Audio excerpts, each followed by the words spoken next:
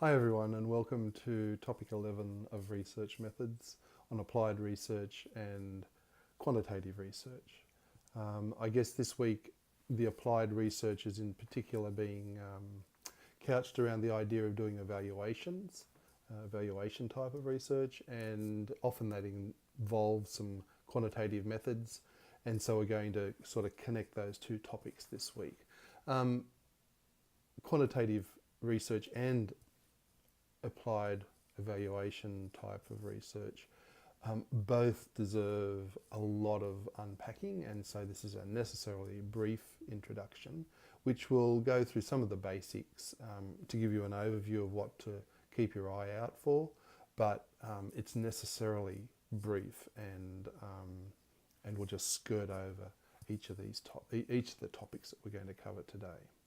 So I'm going to begin by outlining a bit of the difference between pure or basic research and applied research, talk a little bit about evaluation research, move on to action research as one form of evaluation research, and then have a discussion around quantitative methods.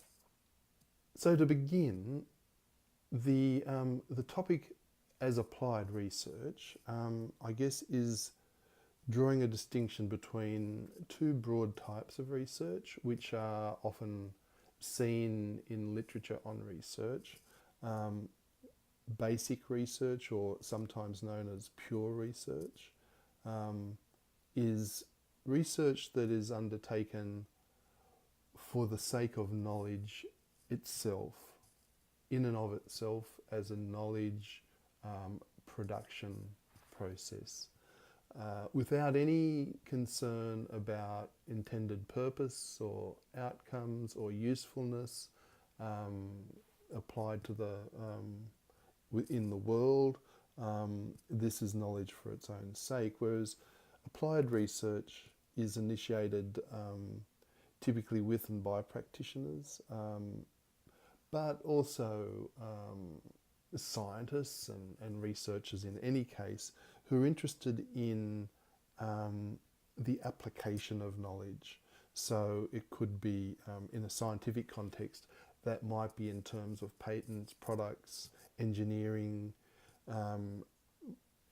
those sorts of ideas, managing populations of endangered species. In social sciences, I guess it's about implementing or changing social or cultural practices, and so a lot of the research that we undertake is applied, obviously, in that sense that we are often engaged, especially in the social sciences and humanities, in change, and there will also be an element of pure or basic research to those things. So I guess these are two categories, they're not necessarily always distinct. So we're talking in this topic about applied research in particular, and some of the ways in the social sciences for undertaking applied research. One of these forms of research is evaluation research. This is research which is typically undertaken often at the request of a client or some stakeholder group who's interested in the value or the impact of a project, a program, a service, perhaps an organisation, and so it's a piece of research which is undertaken in consultation with stakeholders and or a client, and so I guess the design phase includes such things as thinking about what sites you might need to be working at, the purpose that the particular piece of evaluation has, and then that will flow on to the data collected. So a typical sort of, I guess, research process as part of the evaluation. And typically evaluation research results in a report of some type, an evaluation report. It can also result in academic publications about the evaluation itself. So there's I guess an overlap between the type of evaluation outputs that a client might find useful and that other academics will find useful and practitioners will find useful that could be reported in academic or industry literature. So a research report, I guess, is similar in respects to a thesis or a research paper. It might have an executive summary, which is similar to an abstract, introduction, background, frames of reference, a literature review, some methodology, findings and recommendations. So those recommendations, I guess, in evaluation research lead on to recommendations in relation to what the client might be interested in as far as evaluation goes. Just as an example of a short evaluation that I was involved in, Lismore City Council and a community group organised, I guess what you say is an intervention called a living library, now known as a human library, in Lismore as part of an exercise in developing community cohesion. And in the living library, what you do is you can, as a librarian, library patron, borrow a book. The book is a person who you can then talk to for half an hour. Typically, the book, the person who is acting as the book, is somebody from a marginalised group. And so the idea of the living library is to promote cross-cultural understanding and I guess dispel stereotypes. And so the evaluation that I was involved in was to evaluate the living library and there was a launch, a pilot project for the living library, evaluate its effectiveness as far as participants were concerned. That is both the living books as well as the readers, if you like, the library patrons and what they got out of it. So you could imagine that the type of data collected might be some quantitative data in terms of how many people attended the living library while it was open. It was open for 2 hours.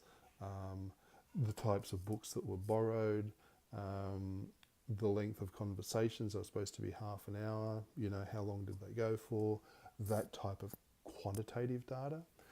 But then also, I guess, comments then afterwards that evaluate such things as, were there any stereotypes that you held prior to your conversation that were dispelled through the conversation? Is there anything that you learned during the conversation regarding this particular group that was significant to you?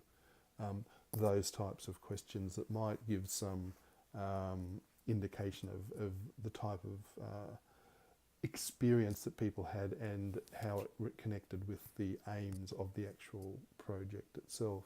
So this resulted, I guess, in the end, in a very short evaluation report, which actually only was 4 pages long, because that was something that was required by the client, in that they wanted something short that managers might read, has some images but also some essential information that quickly encapsulates the effectiveness of one instance of this living library being undertaken.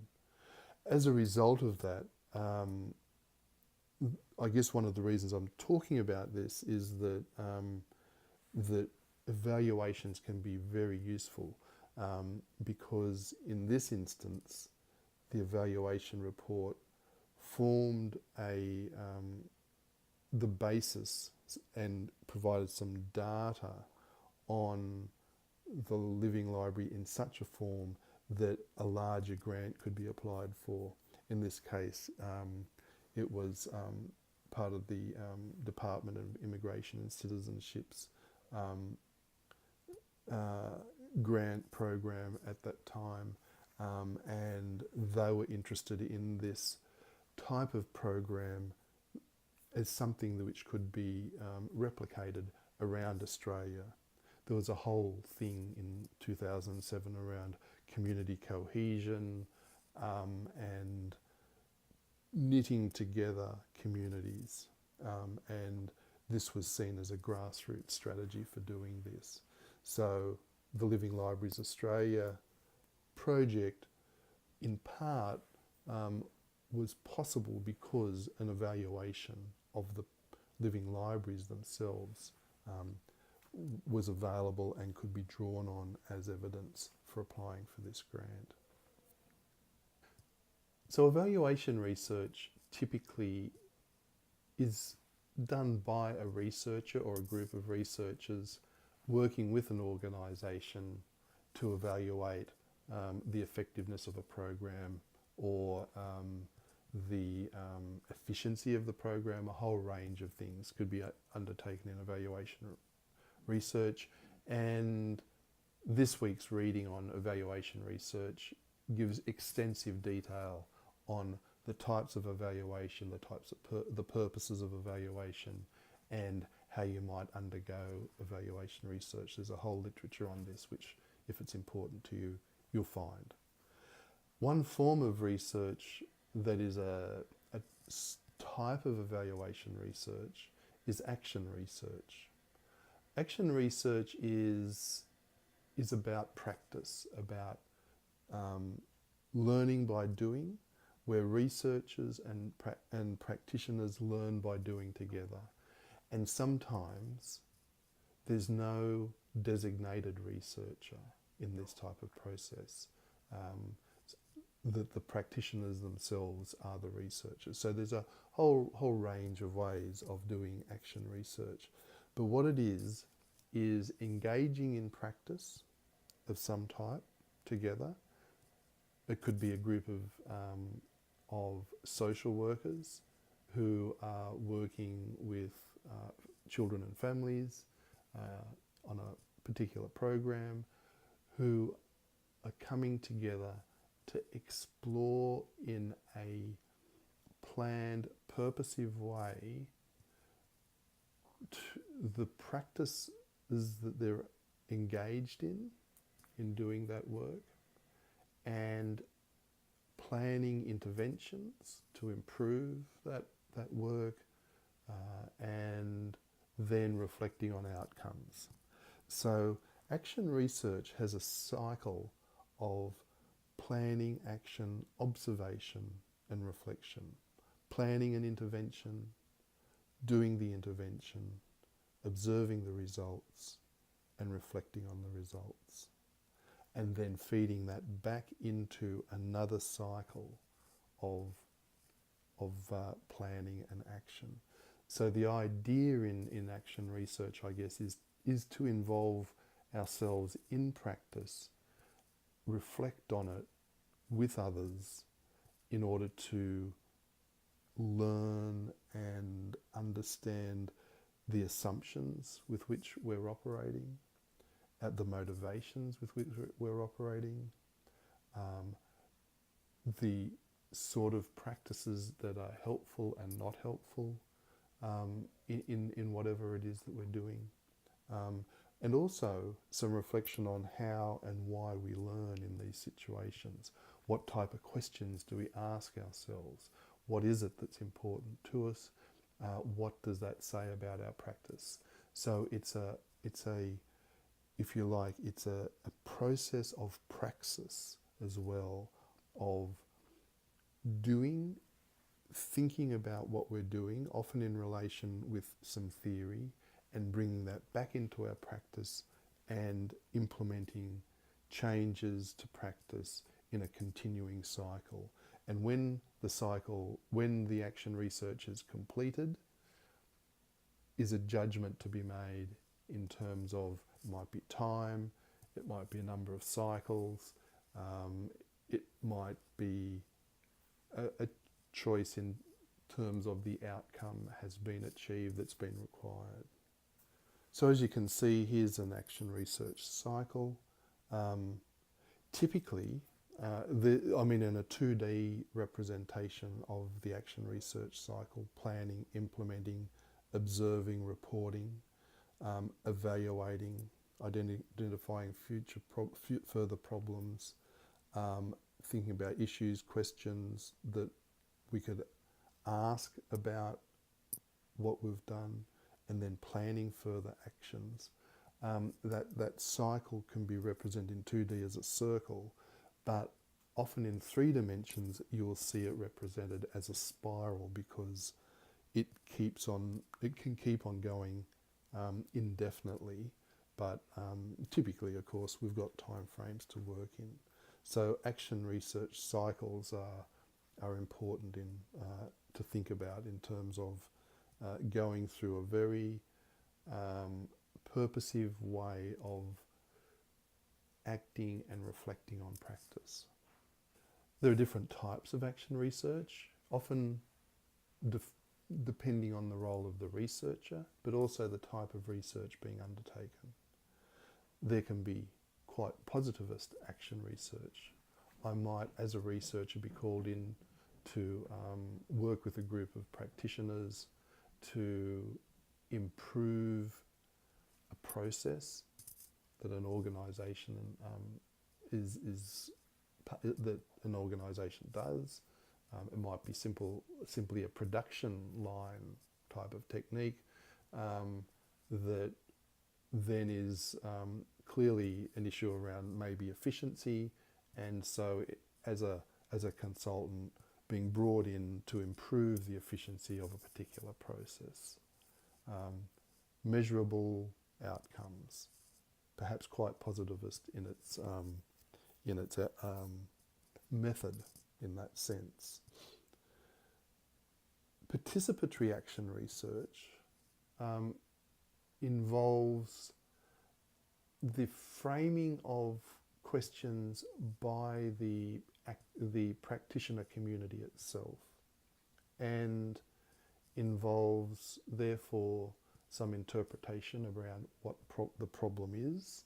So as a researcher, you can imagine entering this realm with quite an open process in mind, to think about the issues that an organisation may have, to find what they think is important and doable as a research project, and then undertaking the planning and action research cycle with a lot of participation from the people themselves at every stage of the process. So it's very much, engaging people as researchers themselves. Maybe there's a primary researcher role, but participatory action research starts to distribute that role much more broadly.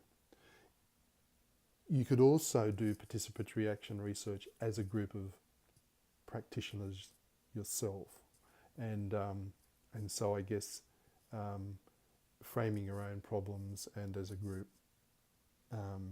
developing solutions, implementing and observing those. Critical participatory action research is framed, as the name implies, with that word critical there, to intervene in power relations in some way, of bringing a critique of practice in terms of power relations into the reflective mix and the intervention mix. So as you could imagine, in doing this work, the researcher is very much engaged as part of a group, not necessarily somebody who is seen as being the researcher and the font of research knowledge, but as somebody who works with that group to investigate power relationships, or it could be a group of people who organises themselves to investigate practice and power together. And when I'm saying that, this could be, I guess the focus on power points us towards social structures. So, for example, it could be a group of early childhood educators coming together to talk about how best to integrate local Indigenous knowledge into a preschool program.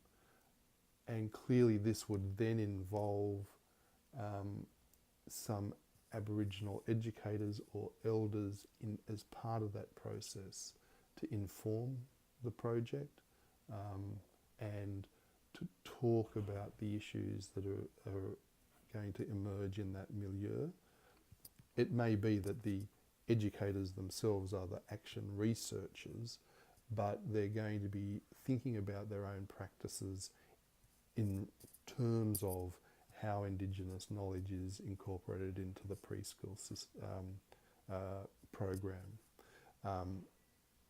Being open to critique of their own assumptions in that situation, their own practices and ways of knowing, and how that knowledge is represented both by the children and by the educators themselves.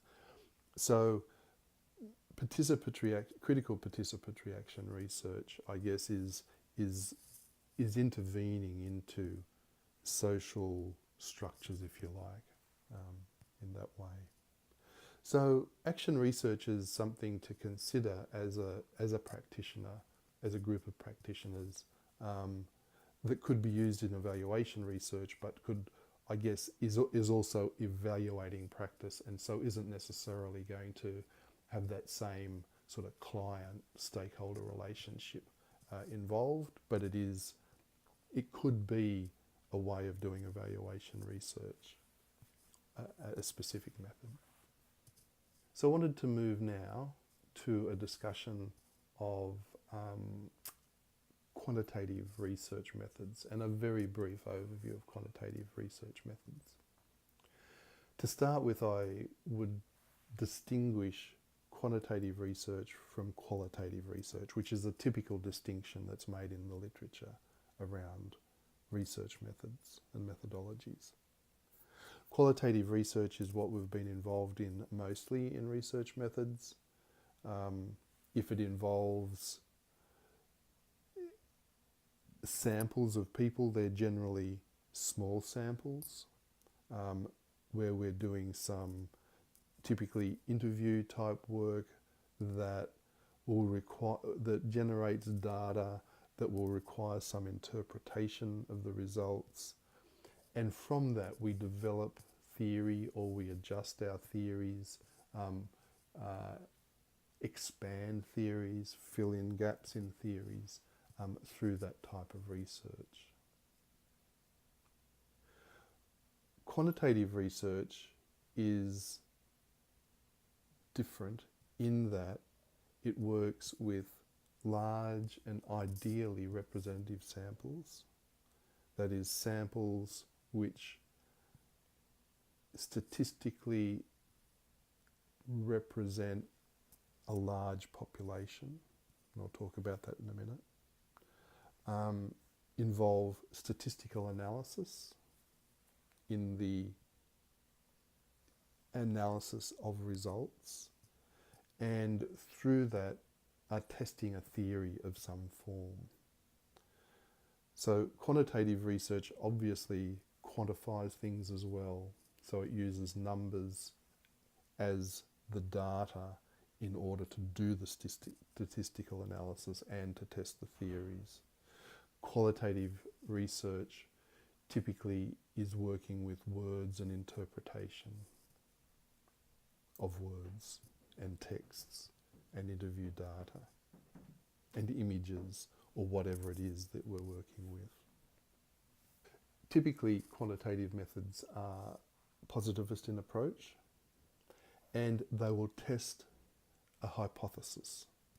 So, for example, a hypothesis might be music teachers who live in urban areas will charge more than those who live in regional or rural areas. So that's a theory, a descriptive theory of that is around the cost of music lessons. In doing this type of research, one of the first things to do after understanding what the hypothesis is, which is going to come through literature reviews, for example, to come up with a hypothesis that is going to test a problem. So I guess you're coming up with a test in the hypothesis. The next thing is to think about, well, what are the independent and dependent variables in this situation? The dependent variable is I guess when an independent variable changes, it causes some effect on a dependent variable.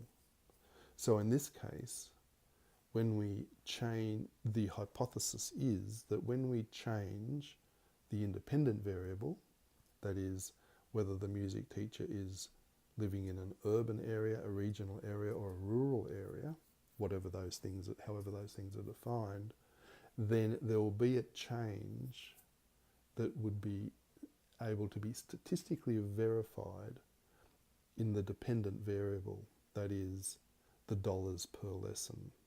So this obviously gives us a sense of the type of data that we're going to need to collect, the questions that we're going to ask, as well as the sample size, because we're going to need enough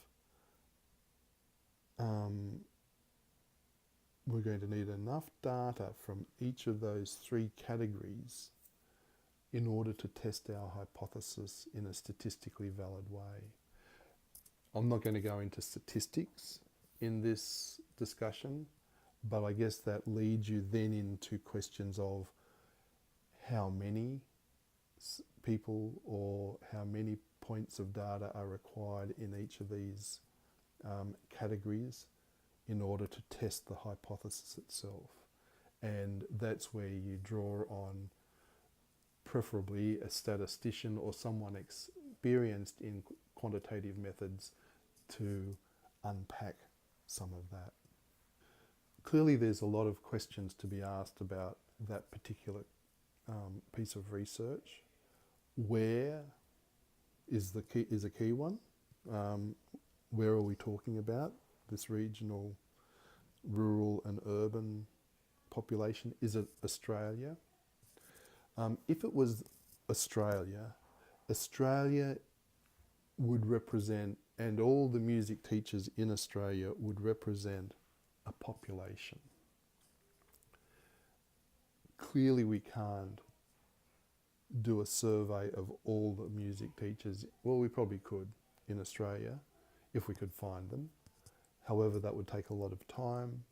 So what we're going to do instead is draw a sample of music teachers. And the sample then allows us a manageable group of people to conduct the survey. The size of the sample will determine the statistical validity of our hypothesis testing in the end. So we want to draw a sample ideally that's representative. That is, the sample represents the population. And in thinking about how do you know that the sample represents the population, one of the things you might be looking at might be factors such as gender of the music teacher, and whether your sample is going to select in a similar ratio of genders to the population. Perhaps there might be some suburban issues to be taken account of, state-based geographical issues to be taken account of in the sampling, a whole range of things. In order to have a sample which is representative, typically that's generated in a random way. That is, that there's no intervention, I guess, or from the researcher in determining who the sample is. No thought about what's going to be easiest or more straightforward and so forth. It's developed through some random generation of drawing a sample from the population that you have. There are other possibilities for sampling which are not going to be representative or necessarily statistically valid. There might be convenient sampling, that is, finding people who are known to you or you can find through your networks or in a professional organisation. Mind you, there could be a population of music teachers in a professional organisation that you're surveying. That's the limits of your population. So there's ways of, I guess it's about thinking about through the issue of who is the population and what is the sample going to be. Purposive sampling is to find particular types of teachers. So I might be interested in finding music teachers who have a tertiary qualification from a conservatorium of music and have good feedback from students. So being quite purposive around the type of music teacher that I'm going to select for my sample. So again, these are just 3 types of sampling, but if you're undertaking quantitative research, reading up on sampling is extremely important. I guess sampling is important because, first of all, it's going to have an impact on how long it takes you to do your survey or your piece of research. It's also going to have an impact on generalisability. So if you want to generalise from your sample to your population, then you need to be thinking about random samples, you need to be thinking about large samples in order to have statistically valid results and all those sorts of things. So sampling is extremely important in quantitative research of this type. I won't talk about analysis of data. As I said, that's a whole realm of statistical work which frankly I have no expertise in, but I guess statistical analysis and statistical tests are a specialised field in themselves, and it's good to be getting advice from somebody as you're planning your research to make sure that you're going to get the types of results that you want from your research in your final analysis and outcomes. So very important to think about the type of data you're going to collect, the type of the hypothesis that you're testing that data with, you're testing with the data, and what that means for your sampling and so on, as well as the design of the survey. What I thought I might do is just go through a few brief ways of representing data once you have that analysis. Thinking about tables, graphs, pie charts and histograms.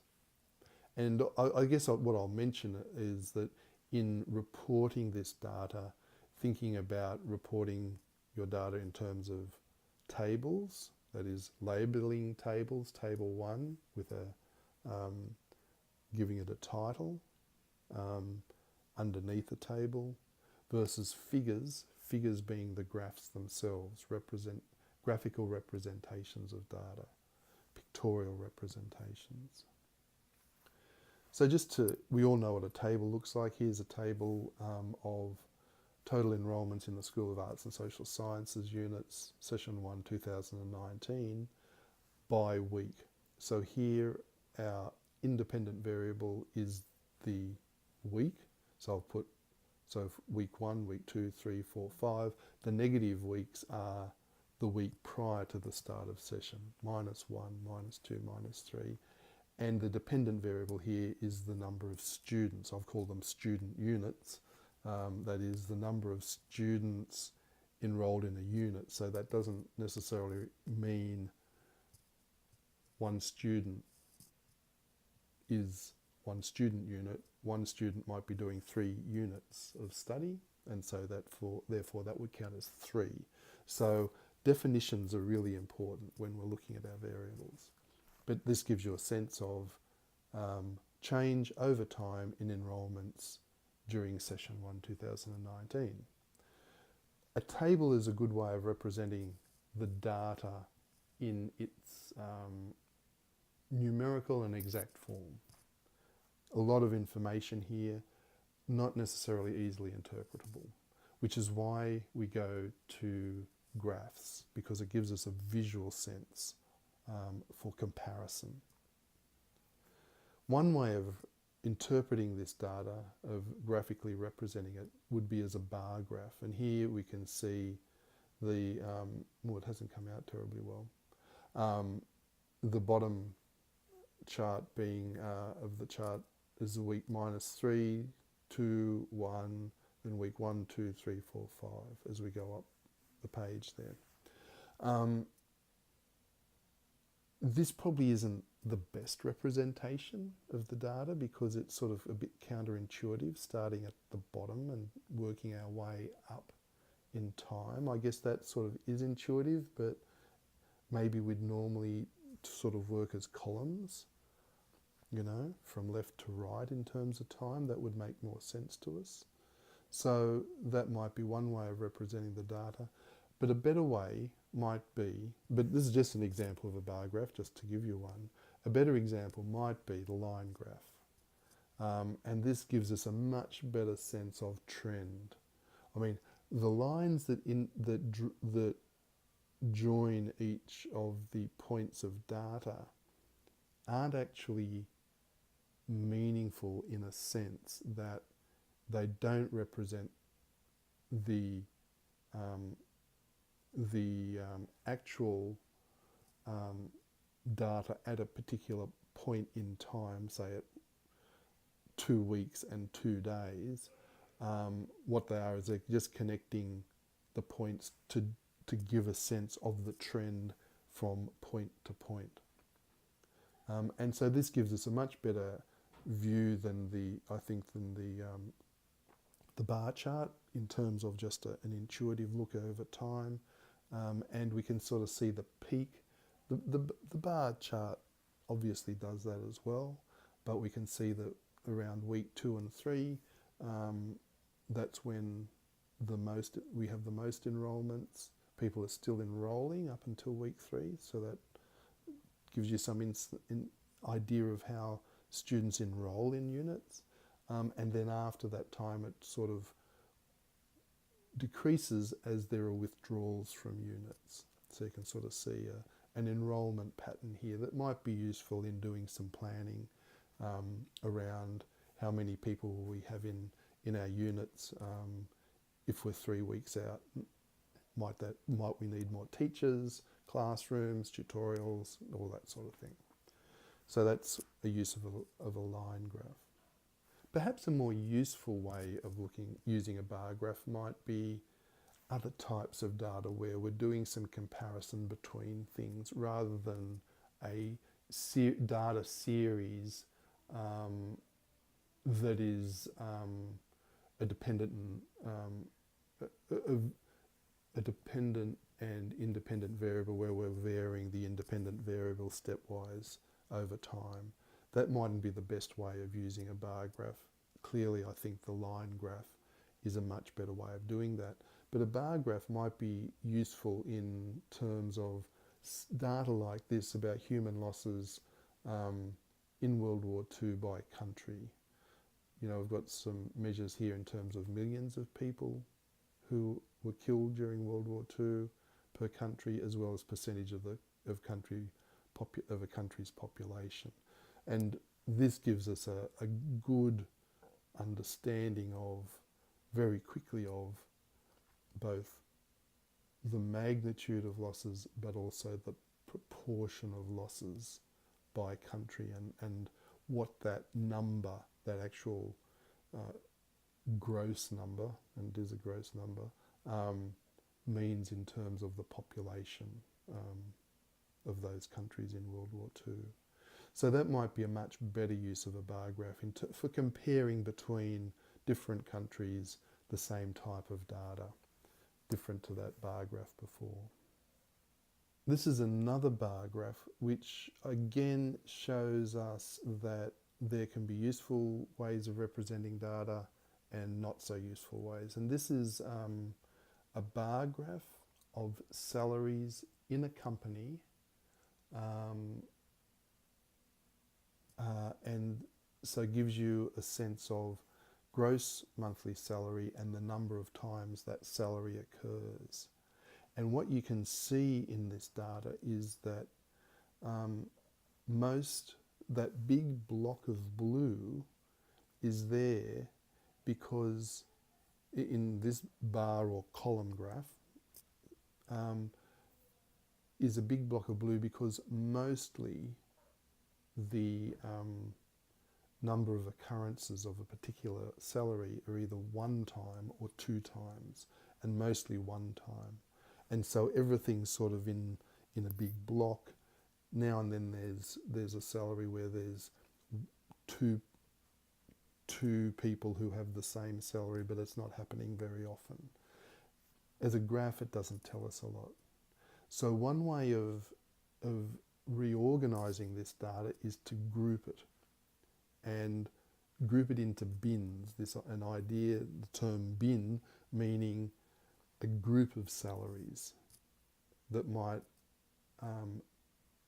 translate the data into, for example, rather than individual instances of a salary, so many dollars, 392 or 802, thinking, okay, what about between $800 and $825 a month?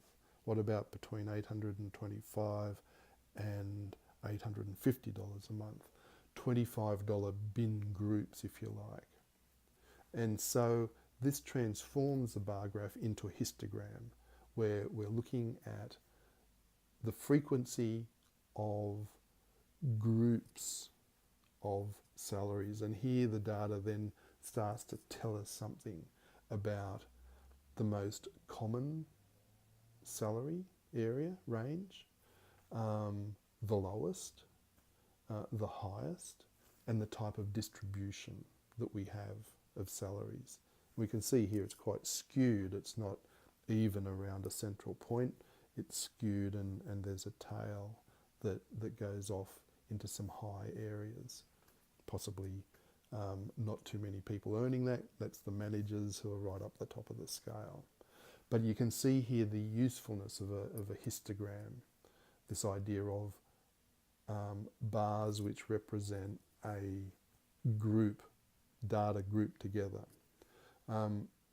The size of the bin will also give us different levels of usefulness. So this slide here shows how we could group this into $10 bins, or $25 or $100 or $50 bins, and what that provides us with, and what might be the most useful. We can see that the more granular, that is, the smaller the bin, the more useful, or the more we get out of the curve as the bins get larger. The usefulness of the grouping is sort of lost, and we don't get as fine a detail in the overall picture. So histograms are another really useful means of representing data. If we're interested in the proportions, of something, a pie chart is a really useful way of representing data. Here's some, preliminary results of the election for the European Parliament in 2004.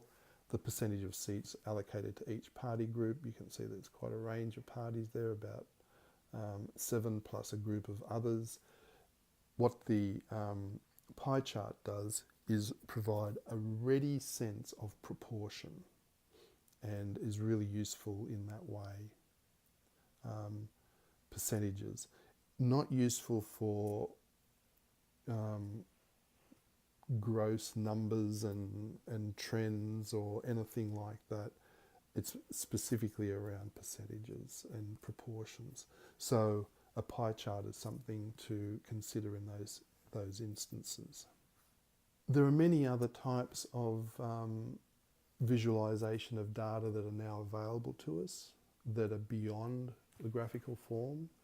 Now that we have the animation is possible, that there are a whole range of graphical software packages out there that can help us visualize data in relation to a dependent variable over time. I've got 2 examples here. Trash track, which represents where types of waste,